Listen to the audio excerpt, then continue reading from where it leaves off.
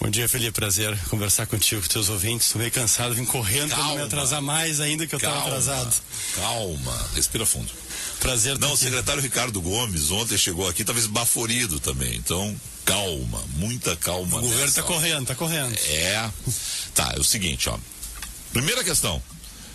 Eu até reproduzi aqui o trecho da entrevista com o Jurandir e com a Thaline, onde eles tiveram a gentileza de colocar um WhatsApp meu aqui no ar, dando um pau. E eu dizia isso, né? O prefeito deu um pau hoje de manhã na rádio, essa pouca vergonha que é o centro de Porto Alegre. Foi mais ou menos nesse termo, né? Bom, temos já uma operação em andamento, que é Rua da Praia, esquina Democrática. Estou dando tempo para o senhor respirar aí, né? Esquina Democrática, Rua da Praia. Vai ter alargamentos de perímetro, vamos chegar a Salgado, Voluntários, Azenha, Restinga. Como é que é isso? Como é que vai se dar esse trabalho? Olha só, Felipe, nós temos aqui locais no centro, onde os registros de fiscalização fazia mais de 2 anos que não havia fiscalização, né? E nós não queremos aqui agradar a imprensa e trabalhar com soluços, entregando... Foi o que o senhor me disse aquele dia. Entregando notícias e não entregando fatos. Então a gente estruturou uma operação onde a gente está ciente da crise que existe no Brasil, em Porto Alegre, mais em Porto Alegre, porque é uma cidade inimiga do empreendedor ainda, e a gente buscou alternativas. Então a gente levou ali para o lado do mercado público a Fundação Gaúcho do Trabalho, para fazer carteira de trabalho. Nós levamos ali a estrutura para regularizar os ambulantes, porque é possível comercializar na rua, só que determinados produtos em determinados locais. Então, no primeiro dia, foram mais de 600 pessoas que foram lá, ambulantes, para se regularizar. A gente levou ali Senac, CDL, FEComércio, mais de 100, se não me engano, 140 cursos que as pessoas podem escolher para melhorar a sua capacidade de competir, de produzir, de prestar serviços.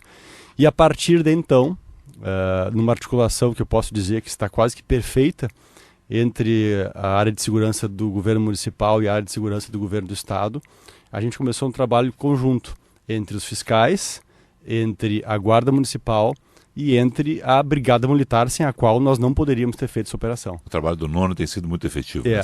E aí iniciamos pela Andradas, pelo centro, e estamos expandindo essa atividade. Mas é evidente que, que é uma estrutura de milhões de reais.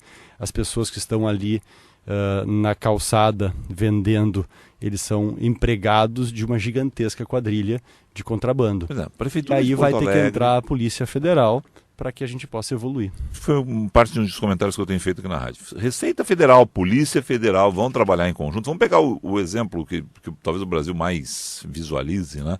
O chinês lá, o máfia do chinês, na 25 de março em São Paulo, né? O cara tinha galerias inteiras, ele tinha um centro de distribuição, a polícia de São Paulo atacava de um lado, hoje ele está preso, mas a polícia atacava de um lado, ele soltava produto por outro, era um centro de distribuição.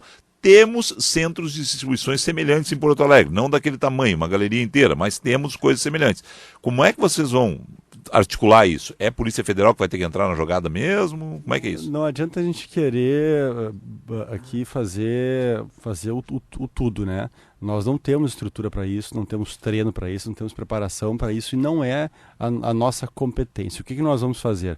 Dar todos os instrumentos tecnológicos de informação para que a Brigada Militar cumpra o seu trabalho, a Polícia Civil cumpra ainda mais o seu trabalho, a Polícia Federal, a Receita Federal também cumpra o trabalho, a relação com todas as estruturas públicas, e repito aqui, estaduais e também federais, o Exército, inclusive, está excelente, Felipe. Todas as pessoas estão vendo que a situação é caótica, que não há a mínima chance de a gente avançar se não for avanços consistentes e se não forem com trabalho articulado, né? Então, eu reitero, nós vamos fazer tudo aquilo que for sustentável, e o que não for sustentável nós não vamos fazer para ocupar um espaço de mídia, só vamos fazer quando tivermos a condição de manter o espaço conquistado.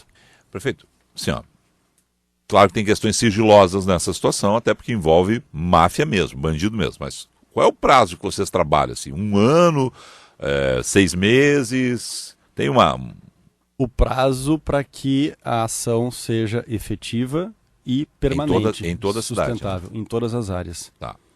Não só na segurança, inclusive, em todas as áreas, a conversa dentro do governo é não entregar notícia para a imprensa sem entregar o fato real junto. Se hoje os alunos têm 19 horas e 10 minutos de atendimento semanal com os professores e com a mudança imposta pelo senhor passarão a ter 18 horas e 45 minutos, onde está o foco no aluno se diminuirá o tempo de aula? É a pergunta da Alice. Alice, tu podes entrar lá no nosso site ou até nas redes sociais da prefeitura, nas minhas próprias, e tu vai ver uma explicação bem detalhada disso, né? Hoje a prefeitura, vou usar o exemplo das 20 horas, né? Ela compra 20 horas semanais da vida dos professores, né? Dessas 20 horas, eles têm em torno de 7 horas e meia, 7 horas e 45 de preparação para as outras 12 horas e alguns minutos de aula. O que nós fizemos foi separar aquele horário de refeição, horário de almoço, por exemplo, e transformar em horário de almoço, horário de café da manhã em horário de café da manhã e horário de aula. Foi essa a transformação, a primeira transformação que a gente fez. A segunda foi não deixar os alunos irem para a rua às 10 da manhã. Eles vão ter aula todos os dias, das 8 ao meio-dia. E o almoço deles não vai ser às 10 da manhã nas quintas-feiras, vai ser ao meio-dia. Então essa foi a segunda grande transformação. Nós vamos ter os alunos dentro da escola todos os dias no horário em que o pai imagina que ele esteja, um horário normal, regular, como todos nós tivemos aqui na nossa infância, né? Das 8 ao meio-dia, às 7h30 café da manhã e a partir do meio-dia até 1h30 o almoço. E a terceira grande transformação é que a gente vai manter mais o professor, aquele professor que é o professor regular, né? O professor que entre as várias atividades ele deve ensinar matemática e português, Felipe, sexta-feira, né? 5 dias por semana dentro da sala de aula, né? Não vai mais ter o dia onde ele não vai estar na escola, que seria o 5º dia de compensação, né? Ele vai estar lá todos os dias, porque isso evidentemente é um fator. A gente sabe que 60% a 70% dos fatores de aprendizagem, Felipe, são extra-classe, é a família, né? Mas dentro da sala de aula, quem ensina é o professor. Por isso, professor, nós sabemos a sua importância e queremos ele dando aula, porque o aprendizado não está legal, Felipe. De a cada 10 alunos, quase 8 deles, quando terminam o ensino fundamental em Porto Alegre, Felipe, não aprendem, não é a média, não aprendem o mínimo de português e matemática. Isto não é justo com essa criança. Isto não é honesto com essa criança. Isto não é correto com esta pessoa. E é isso que nós queremos mudar. E o primeiro passo é colocar ele mais tempo com o seu professor. Por que o aplicativo do Sintaxi não foi convidado a participar da Semana de Porto Alegre como os demais aplicativos, sendo que o nosso aplicativo é o único fiscalizado pela IPTC, Taxista Sampaio? Não sei de algum convite a nenhum aplicativo. Nós fizemos um edital para prestar serviços para a prefeitura, né? Para a gente não tirar os carros locados e a gente, então, os servidores em trabalho utilizarem o táxi como meio de transporte. Não é uma pergunta, tá? Mas dá uma colocação brilhante do ouvinte. Tá? Ele não assinou, aqui é o 99520544. Pergunte ao prefeito por que entregar carteira de trabalho aos camelôs se a Câmara Federal rasgou a CLT. Como ex-deputado recente, ou, né, o senhor estaria no seu mandato? A CLT é uma lei, como todas as leis. Essas frases e chavões, assim, elas servem para desestruturar raciocínios, né? Porque, na verdade, a CLT é uma lei. E é uma lei velha. É uma lei que impede que as pessoas tenham mais emprego no Brasil. E ela tem que ser alterada, e muito alterada, para que a gente possa dar mais qualidade de vida aos brasileiros. Seu xará Nelson, quando será enviado à Câmara Municipal o Escritório Central de Regulação? É isso? A gente está construindo aqui o escritório de licenciamentos, né? Onde a gente vai ser um espaço físico, onde a gente vai colocar, inclusive, atividades que não são apenas da prefeitura. A ideia é que a gente convide também os bombeiros, né? Para ajudar a construir de forma mais prática para eles o PPCI e outros licenciamentos que cabem a eles. Então a ideia é que a gente encaminhe para a Câmara no prazo legal, porque a gente está mudando, né, Felipe, uma estrutura de 27 secretarias para 15, com 37 órgãos antes de reporte direto ao prefeito, e a ideia é fazer uma grande alteração que modernize essa estrutura. E isso, evidentemente, que não é fácil, existem legislações ali que são de 1960, né? Então, nós temos realmente que fazer um estudo para tentar se aproximar do mais perfeito possível. Prejuízos na Carris. Como está a situação da Carris? É o ouvinte Aguiar, e aí tem um outro ouvinte aqui sobre Carris também. Câmeras de reconhecimento facial nos ônibus, tem uma previsão? Olha só, a gente avançou muito na escolha de gestores da Carris. A Carris, sinceramente, era uma vergonha. A Carris, se ela não tomar jeito em alguns meses, a única alternativa que vai sobrar para a Carris vai ser a sua privatização. A Carris precisa melhorar muito do aspecto de gestão, porque a Dona Maria e o seu João não têm que pagar o prejuízo dessa empresa. Então a gente está fazendo o máximo, escolhendo as melhores pessoas do mercado, os profissionais mais qualificados para isso, Felipe. E a questão do reconhecimento facial, eu vou já anunciar hoje é sexta-feira, semana que vem, assim como a gente já botou nos testes, em vários testes de ônibus do GPS, testando aplicativos, testando os próprios GPS, os aparelhos, né, colocados, assim como a gente está testando pagamento por cartão de crédito e DEP, a primeira capital na América Latina a efetivamente ter isso em transporte público por rodas é Porto Alegre, né? E a gente vai começar a semana que vem também os testes com reconhecimento facial na bilhetagem eletrônica. Eu estou falando aqui em primeira mão para ti. Muito obrigado. Então vamos lá. Reconhecimento facial, bilhetagem eletrônica, primeiros testes semana que vem em Porto Alegre. Essa é uma promessa de campanha. Na verdade, nós temos várias promessas de campanha que nós estamos iniciando a entrega já. Hoje é o posto de saúde, né? O primeiro, né? Hoje é o primeiro posto de saúde aberto até às 22 horas. Quando teremos os outros 7?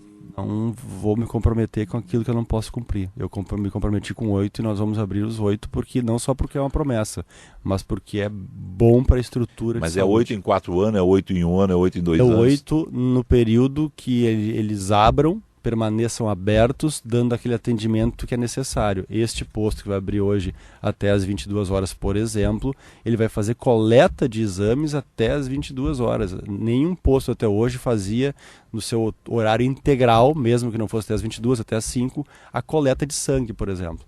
Este vai fazer. Então, quando a gente tiver realmente um serviço à altura das necessidades do que o cidadão porto-alegrense merece, a gente vai entregá-lo. Qual é a garantia e segurança em utilizar o pagamento por cartão de crédito débito sem senha nos ônibus? Como o banco permite que seja debitado esse valor sem prévia autorização? Não ouvi nada a respeito disso nas mídias. Prevejo falhas de segurança nesse processo. Luciano de Porto Alegre. Olha, Luciano, eu imagino que tu deva ser um grande especialista, mas eu imagino que as empresas de cartão de crédito devem entender mais do que isso sobre a sua segurança, sobre a segurança dos seus valores, porque elas estão se responsabilizando pelo pagamento, mesmo que o cartão seja furtado e utilizado. Então, não há esse risco para o usuário.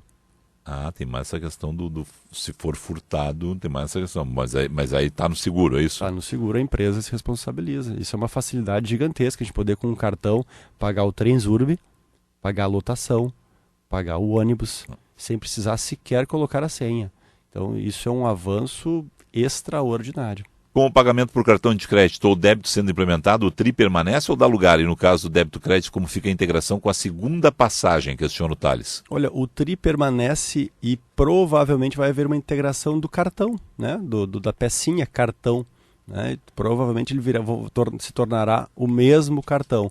E isso abre assim uma porta gigantesca para aquele que é o nosso compromisso também, de fazer a integração. Veja bem, Felipe, a integração entre o transporte público Porto Alegre, e eu, sinceramente, eu fico eu me arrepio com isso, porque a gente vai fazer nesse primeiro ano, que não foi feito ao longo de décadas aqui, e nós estamos conseguindo integrar e conscientizar as pessoas.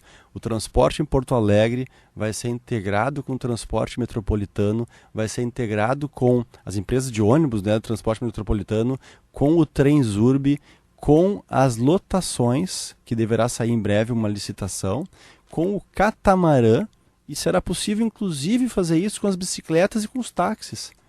Então, a facilidade, a transparência que isso vai dar para o sistema. Felipe, Quando que tu imaginou aqui que a gente ia ter acesso nos primeiros 30 dias à estrutura de bilhetagem eletrônica das empresas de ônibus? E quero dizer que nas próximas semanas nós teremos a senha de acesso à conta bancária da bilhetagem eletrônica em Porto Alegre. Saber todas as receitas e todas as despesas. A questão das isenções vai mudar em função disso? Nós vamos apresentar para a Câmara de Vereadores, não é em função disso, não é em função de uma análise de justiça, nós vamos apresentar para a Câmara de Vereadores a reanálise de várias isenções, para que a Câmara faça essa decisão com base no que ela acha que seus eleitores desejam. A gente não tem os números finais para apresentar, mas vamos apresentar nos próximos dias aquela pesquisa que a gente fez pela internet. E lá vai aparecer que a passagem não era 4,5. Com os mesmos critérios, a passagem era mais barata, porque o cidadão não quer conceder algumas gratuidades. Porque como é que é feito o cálculo na prática? As empresas de ônibus têm que ter X mil quilômetros. E aí se calcula o custo desses X mil, pelo preço do pneu, pelo preço do combustível, do ônibus, das despesas de pessoal. Esse valor desses X mil quilômetros é dividido pelo número de pagantes. Se tem mais pagantes, fica mais barato. Se tem menos pagantes, fica mais caro. Isso é um problema das gratuidades, que diminui os pagantes, e é um problema também da qualidade, e agora as empresas estão entendendo. Se a gente melhorar muito a qualidade dos ônibus, nós vamos ter mais usuários, e a passagem vai diminuir. E a passagem cara é um fator também que determina menos usuários. Então é uma bola de neve negativa que foi construída ao longo dos anos. Vou dar o meu exemplo. Eu uso ônibus dentro da Zona Sul. Mas fora da Zona Sul eu não uso. Eu não vou pegar um ônibus de manhã cedo para vir ao centro, que eu vou perder um tempão na parada, é uma confusão, vem lotado. É uma confusão. E quero avançar. Nós vamos chegar no momento, isso não é uma promessa do meu mandato, no momento onde tu vai pagar pelo que tu usar. Se tu andar 2 paradas, tu vai pagar menos do que aquele que vai usar 30 paradas. Aí eu quero dizer o seguinte. Isso é o que eu defendo, por exemplo, os pedágios, para que as pessoas entendam. Toda aquela tese que eu desenvolvi dos pedágios, o sujeito vai daqui a Arroio dos Ratos, tem que pagar menos que o sujeito que vai daqui a Rio Pardo, que vai daqui a Uruguaiana, o sujeito vai daqui a Gravataí, tem que pagar bem menos que o sujeito que vai a Tramandaí, o sujeito que vai a Tramandaí tem que pagar bem menos que vai a Torres. Tem que ter, o pedágio tem que mudar. O senhor vislumbra, não vai ser no seu mandato, mas o senhor vislumbra isso no futuro. Todos os passos que nós estamos dando estão trazendo esse futuro muito mais para perto do hoje. Tá. Quanto tempo essa questão para ser debatida na Câmara, o senhor imagina? Das gratuidades, isenções? Não, só o período da gente finalizar a redação, que deve ser alguns dias, e apresentar para os vereadores antes de apresentar na Câmara e depois apresentar para debate. Abril deve estar em debate isso em Porto Alegre. Deve estar em debate isso, sem dúvida. Deve estar em debate. Vai ser uma maior polêmica da cidade, o senhor imagina? Não, nós vamos gerar muitas polêmicas com grupos pequenos privilegiados. Nós vamos gerar todas as que forem necessárias para Porto Alegre sair do caos que ela se encontra. Porto Alegre está num caos na educação, um caos na segurança, um caos na saúde, um caos na limpeza. Nós reconhecemos isso, nós reconhecemos, não está bom. Mas para ficar melhor, a gente precisa fazer muitas alterações. E eu vou apresentar todas as alterações. E algumas a Câmara vai ter oportunidade de escolher, outras a própria sociedade vai escolher. Agora, nós não vamos nos dobrar a pequenos grupos de interesses pessoais e individuais, Felipe. Tudo que tiver que ser feito, nós vamos tentar fazer. Tudo que tiver que ser dito, vai ser dito. Se eu ficar 5 horas com a gente, que vai ter 5 horas de perguntas, só tem mais 5 minutos. Cite algum... Carlos, responda mais rápido.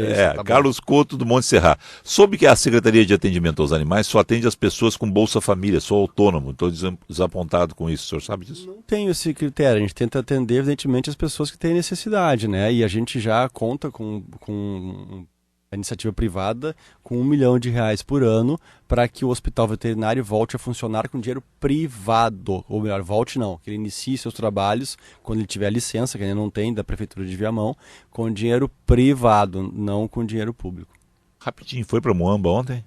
Não. Não, vai o carnaval hoje, amanhã? Vou amanhã. Tá, e aí? Qual é a avaliação que o senhor faz do que conseguiu?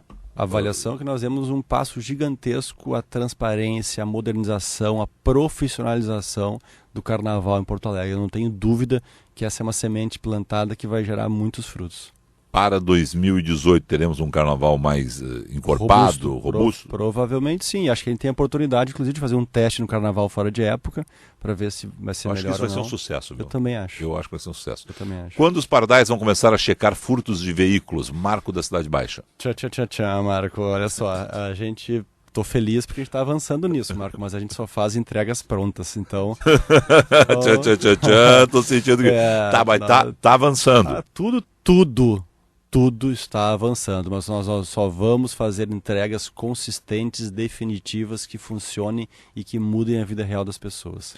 Obras da Copa, quando serão concluídas? O Cláudio da Cavalhada. Olha, Cláudio, daí eu vou ter que te dizer que a gente está avançando muito pouco e vai demorar um pouco, porque as obras hoje, a Prefeitura, porque foi feito até agora, a Prefeitura deve 45 milhões para o que já foi feito.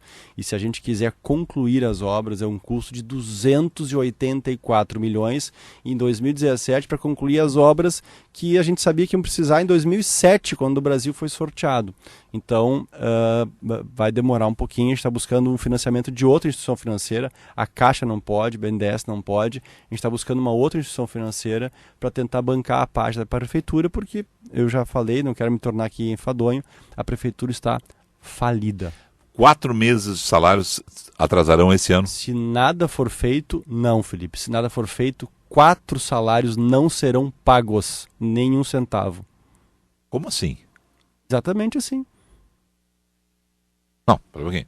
Vai atrasar, é isso que eu estou dizendo. Não será pago. Serão empilhados salários sem pagar. Esta é a situação financeira da Prefeitura. E a população não entendeu isso e a imprensa não entendeu. A imprensa está achando que isso é balela. Isso é matemática. Eu vou repetir. O nosso orçamento é de 6 bilhões por ano, tá? 6 bilhões. Faltam 750 milhões. Então a gente tem uma despesa que foi deixada sem eu contratar nenhum centavo a mais, e com tudo que eu já cortei, de 6 bilhões e 750 milhões. A folha é 150 milhões por mês. Entendeu? As despesas totais são 480 mais ou menos por mês. Dessas despesas totais são despesas obrigatórias, com repasses carimbados, que eu não posso deixar de repassar. Que por sinal o doutor Luquezzi esses dias elogiou que pela primeira vez o repasse foi direto para a Santa Casa. Eu estava conversando com ele. Nós não vamos tapar um furo criando outro furo, Felipe. Aqui o dinheiro que é carimbado será para o carimbo e o furo que existir será enfrentado com transparência. Tá, vou de novo fazer a pergunta. 4 salários não serão pagos em atraso. Vai ter que pedalar. Mas como é que vai se dar esse Felipe, pedal? Eu vou dizer, é matemática, pessoal. Tá, mas... O volume de receita é 6 bi. O volume de despesa é 6 bi 750 milhões. Mas o que é só não botar pagar? uma planilha de receita e despesa e vai aparecer 750 milhões que não tem onde tirar recurso. O que é não pagar? É não pagar. Não, mas é não pagar, é 750... pagar em algum momento você tem que pagar. Eu tenho que pagar o Felipe. Tá. Eu não tenho como dinheiro pagar. Não paga? Não, tudo bem, mas aí é funcionário público, você vai atrasar. Eu que tenho que pagar, só um pouquinho. Isso não é um problema meu, Felipe. Tá. Não foi criado por mim e nem é um problema meu. A Prefeitura criou mais dívidas do que tem de receita. Mas pelo que o senhor conhece hoje, vai levar... Olha, como o governo Sartori está fazendo, vai pagar dentro do mês ainda? Felipe, entenda o seguinte... Tu para pensar, esquece de estar falando do setor público, fala da vida real. Tá. Parem de falar de governo, de prefeitura, falem de vida real. Tem mais despesas, despesas crescem mais do que a receita há muito tempo. Tá. Não tem matemática, não tem dinheiro para pagar. Ou se faz um monte de coisa que tem que se alterar, ou não. E mais, se fizer tudo o que precisa ser feito, nós só vamos entrar numa situação saudável de receita e despesa no final de 2018. E isso, Felipe, não é opção. Isto é a falta de opção por decisões que foram tomadas anteriormente. Prefeito, desculpe insistir pela terceira vez. O que é não pagar? Não pagar é o Felipe funcionário público. Setembro... Não é o Felipe funcionário público. Me desculpa, tu tá entendendo. Não ter dinheiro para pagar. A prefeitura não tem 750 milhões e tem dívidas que são 750 milhões a mais do que ela tem de dinheiro, de recurso. A receita, ela não vai se alterar muito. A despesa já está criada. Tá, mas o João, a Maria, funcionários públicos. Não é os funcionários públicos, os funcionários terceirizados também. Tá, tudo bem. Então, terceirizados Fornecedores da prefeitura. Fornecedores da prefeitura. Quando chegar esse momento crítico, que deve ser quando, pelo cálculo de vocês? A gente está cortando cargos em comissão, está revisando 80% do valor dos contratos, todos os contratos da prefeitura, a gente está cortando despesas de todas as áreas, principalmente das maiores. Enfim, era para chegar em março, a gente conseguiu procrastinar isso para maio, para abril. Então, a princípio, abril a gente vai conseguir viabilizar, maio é quase impossível. Já vai ter algum atraso. Algum atraso. E a partir de um momento vai ter que... Bom, agora não tem como pagar mesmo. Porque tem uma variação um pouquinho de receitas que a gente não controla, né? De IPTU, e depende de quanto for o não pagamento do IPTU. Tem o repasse do governo federal e governo estadual. A gente só tem 28% da nossa receita própria. O resto são repasses. A prefeitura tem que aumentar a sua receita própria, né? Nós temos o IPTU, a planta do IPTU mais antiga do Brasil, de todas as capitais. Essa revisão se dá em quanto tempo? Se a gente apresentar esse ano, só vale para o ano que vem. Mas deve apresentar esse ano, portanto. Deve apresentar esse ano. Vamos apresentar esse ano. Vamos apresentar esse ano, revisão da planta, da cidade e valores alterados do IPTU para o ano que vem. Mas é bom ficar claro, não é o Marquesan que não vai pagar, é a prefeitura que foi deixada em condições que não tem condições de pagar. E nós vamos apresentar todas as reformas necessárias para que isso nunca mais aconteça em Porto Alegre. 11 horas, 1 minuto, né? Eu tenho que entregar o horário, porque o pessoal do esporte já está ali na porta, mas é o seguinte, prefeito, nós vamos ter que continuar repercutindo esse assunto, porque dessa forma, como o senhor falou, claro dessa forma, por isso eu insisti tanto, eu não tinha lhe ouvido falar ainda. É que, na verdade, os ouvidos não estão preparados para a verdade. Nós estamos falando isso desde uma coletiva que foi dada há um mês, mas a sociedade não está preparada para esta verdade de que a estrutura pública está quebrada, falida. E por causa disso que ela quebrou o Brasil. Quem quebrou o Brasil foram as estruturas públicas federais, estaduais e municipais. Quero agradecer ao senhor aí. Infelizmente a gente vai ter que encerrar dessa forma. A boa notícia, a gente conseguiu uma aqui em função de tudo que o senhor está dizendo. Por exemplo, reconhecimento facial semana que vem nos ônibus. A má notícia, o prefeito foi muito claro, tem despesas que não serão pagas por absoluta falta de dinheiro da Prefeitura de Porto Alegre, hoje 750 milhões. É isso. É isso aí. Obrigado ao senhor aí pela presença nos nossos estúdios, um bom dia de trabalho. Obrigado pela oportunidade e sempre à disposição.